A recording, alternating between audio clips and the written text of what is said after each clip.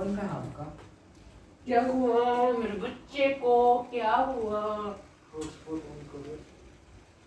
मेरा हॉटस्पॉट कहाँ से चल जाएगा? मेरे पे कोई नेट है, मेरे पे कोई नेट है, मेरे पे कोई नेट है।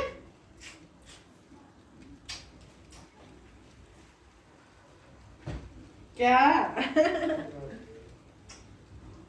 हम डैडी की सिम ले रहे हैं बस डैडी। 22 जनवरी और दिन है बुधवार का, टाइम है 10:30 बजे का और कड़कड़ाती धूप आ गई है। काफ़ी तेज़ धूप है। ऐसा लग रहा है कि मौसम पूरी तरह से चेंज होने वाला है। और नहा के बंदे हमारे स्कूल जा चुके हैं, तो किचन विचन का अभी काम थोड़ा बहुत पड़ा है, थोड़ा बहुत हो गया है। क्योंकि कल मेरी तबीयत ख़राब हो गई थी। जैसे ही मैंने सामने वाली बालकनी साफ़ की ना, तो मैं बिना कैप वगैरह ऐसे ही बाहर आ गई उठते ही, और पानी से बालकनी धोने लगी तो मेरी तबीयत ख़राब हो गई थी। कल सोचा तो था कि वीडियो बनेगी, पर मतलब कि आगे की वीडियो फिर मैं नहीं बना पाई। और कल दवाई ली और आज भी दवाई, नहा के दवाई लेके और फिर मैं बैठ गई थी कपड़े धोने के लिए। और ईशांत के जूते दोनों जोड़ी, और दोनों क्या चारों पांचों जोड़ियाँ गंदी पड़ी हैं, तो दो दो करके इनको धो देंगे कपड़ों के साथ। और ईशांत के पापा के भी जूते धोने के हो रखे हैं। बस यही है, जब भी कपड़े धोंगी तो एक एक दो दो करके ये सारे जूते वगैरह धोए जाएंगे।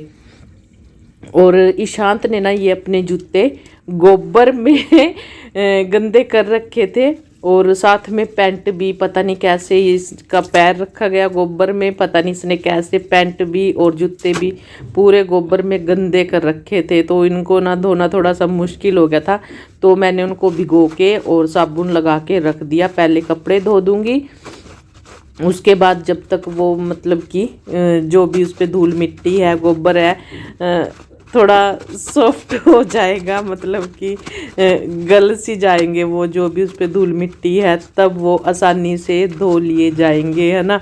और साथ में थोड़े से ही कपड़े थे, ज़्यादा कपड़े नहीं हैं। ईशांत की यूनिफॉर्म थी, यानी यूनिफॉर्म के कपड़े थे उसके वाइट वाले, और एक दो जोड़ा मेरा था, लोअर वगैरह टी शर्ट वगैरह, है ना। तो कपड़े सारे एक साथ ही भिगो दिए थे, क्योंकि ऐसा कोई कपड़ा नहीं था जिसका कलर निकले, वाइट भी और ये भी, ज़्यादा कपड़े नहीं थे। और फिर मतलब कि धोते धोते कपड़े ज़्यादा इसलिए हो गए थे। फिर बेडशीट ले आई मैं उधर से उतार के, और ईशांत के पापा की स्वेटर भी हो गई थी जब मैं कपड़े निकाल रही थी, मतलब कि धोने के लिए भी कितने कपड़े हैं। तो मुझे उस टाइम थोड़े कपड़े लगे थे, पर बाद में फिर ठीक ठाक से ही हो गए थे। ज़्यादा भी नहीं कह सकते और कम भी नहीं कह सकते। आसानी से आराम से धूप में बैठ के हमने कपड़े धो दिए थे। और आज तबीयत कुछ ठीक लग रही है, पता नहीं अभी दवाई का असर है। वैसे तो मैं लेटी थी, पर मैंने सोचा ऐसे काम नहीं चलेगा। उठी, दवाई ली, नहाई और फिर अपने काम में मैं शुरू हो गई थी। और अब ऐसा लग रहा है जैसे कि मतलब कि कोई बीमार नहीं हूँ मैं। और साथ में जो धूप है ना, इतनी तेज़ धूप है कि इधर धूप की साइड फेस हो ही नहीं रहा है, इतनी तेज़ धूप लग रही है। ऐसा लग रहा है कि बस गर्मियाँ शुरू होने वाली हैं, बस 5-7 दिन की ये ठंड है। सुबह सुबह तो होती है, धुंध भी आती है। आज भी काफ़ी धुंध आ रखी थी सुबह सुबह, और कल भी काफ़ी थी। आपने कल की वीडियो तो मेरी देख ही ली है। और कल क्या हुआ था, ईशांत की गाड़ी आनी थी, तो ईशांत उसकी वेट कर रहा था गाड़ी की, तो साथ में मैं भी चली गई। तो और ईशांत का फिर प्लान चेंज हो गया, फिर ये चले गए बाइक पे, और गाड़ी वाले को बोलना था कि ईशांत आते टाइम स्कूल से आपके साथ आएगा। अब वो चला गया। इस चक्कर में मैंने बालकनी साफ़ करी, और जो विंडो वगैरह थी ना वो सारी ठंड में ही साफ़ कर दी। मैं क्या बाहर कौन आएगा, तो इसलिए ये काम हो गया था। तो कपड़े ये धुल चुके हैं, और यहाँ ये जूते जो थे ना, ये अच्छे से मतलब कि जो गोबर था गिल्ला करके ना मैंने जूते रख दिए थे, अब आसानी से निकल गया।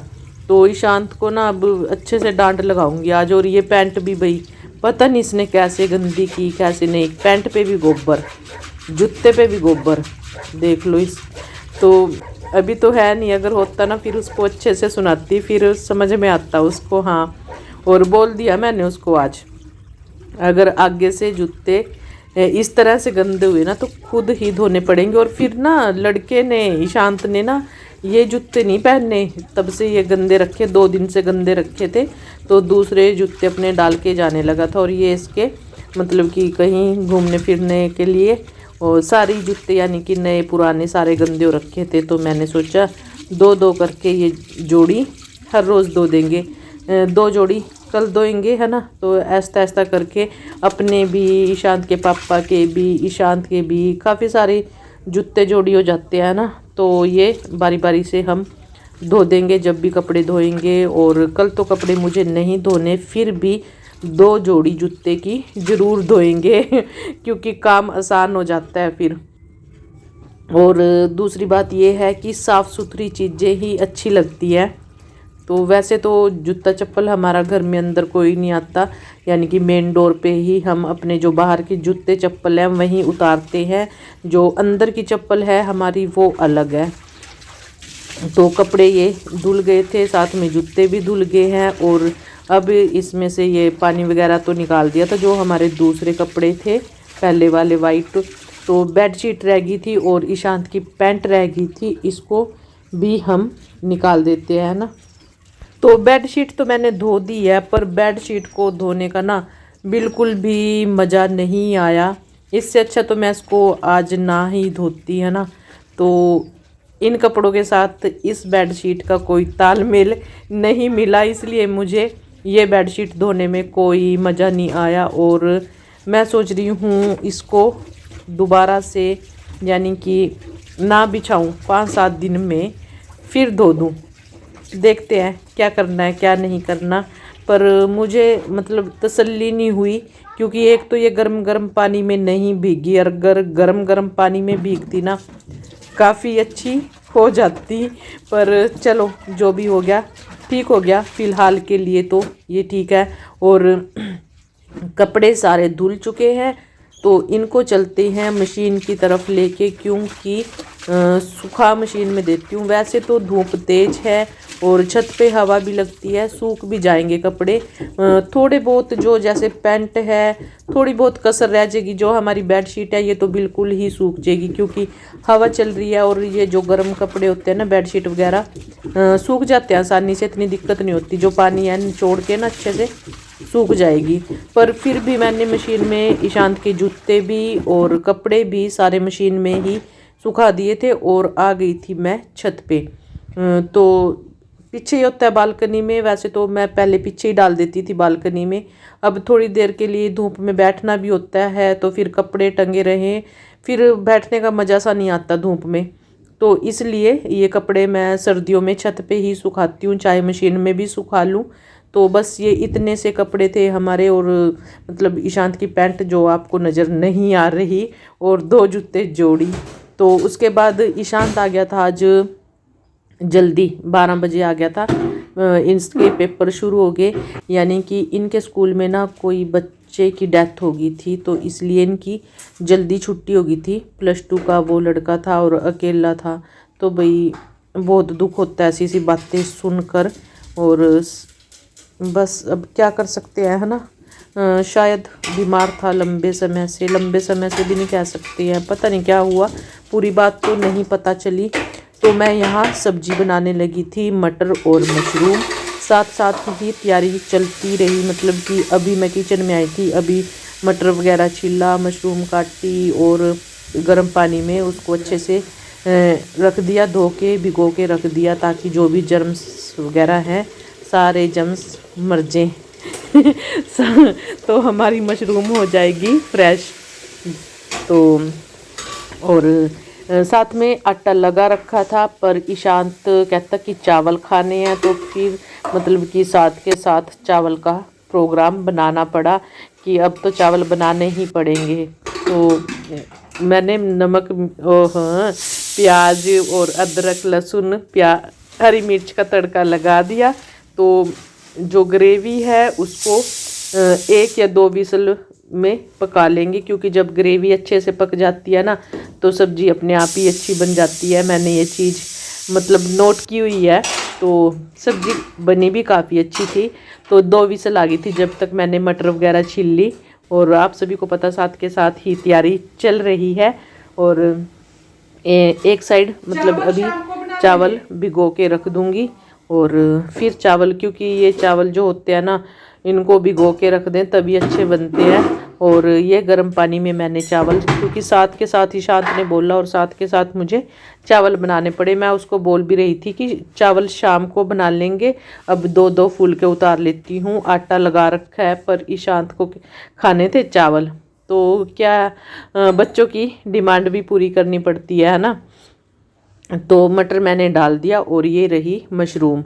तो और चावल जीरे वाले बनाएंगे, ये भी ईशांत की ही डिमांड है। नहीं तो मैं चावल पानी उतार के बनाती हूँ, वो मुझे ज़्यादा अच्छे लगते हैं। और घी अब की बार ना वाइट काफ़ी अच्छा घी निकला था, और 1 चम्मच इसमें घी का जाएगा।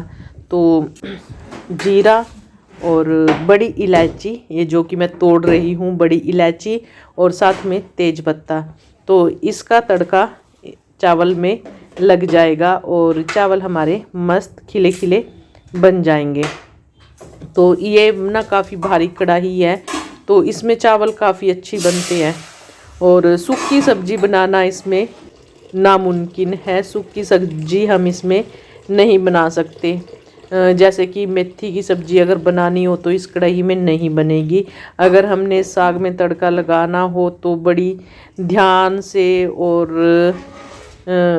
ध्यान से ही रखना पड़ता है भाई। साग भी इसमें नहीं अच्छे से मतलब कि लग जाता है, चिपक जाता है। तो इसमें ना या तो तरी वाली सब्ज़ी चलती है, या इसमें थोड़ा बहुत मतलब कि ग्रेवी सी वाली सब्ज़ी हो, पानी हो। और ये है लस्सी। तो लस्सी काफ़ी खट्टी हो गई है, और मैंने मास्टर जी को बोला था कि स्कूल में लेके जाना, स्कूल में काम आ जाएगी कढ़ी बनाने के लिए। तो फिर मैंने ये देखा कि खट्टी लस्सी है, और फिर कल मैं इसमें तड़का लगा लूँगी। मैंने अभी सोचा था कि तड़का लगाऊंगी इसमें, पर शाम को मास्टर जी ने आके बोल दिया कि ये लस्सी तो मैं कल स्कूल में ही लेके जाऊंगा। तो हमारी सब्जी तैयार हो गई थी। गरम मसाला, हरा धनिया काट के रख दिया है। और चावल हमारे ये देखिए क्या खिले खिले चावल बने हैं। जैसे कि मैंने कहा था, इस कढ़ाई में चावल बहुत अच्छे बनते हैं। और ये भी खोल के देख लेते हैं कैसा बना कैसा नहीं। तो ये हमारी सब्जी बहुत टेस्टी बनी थी।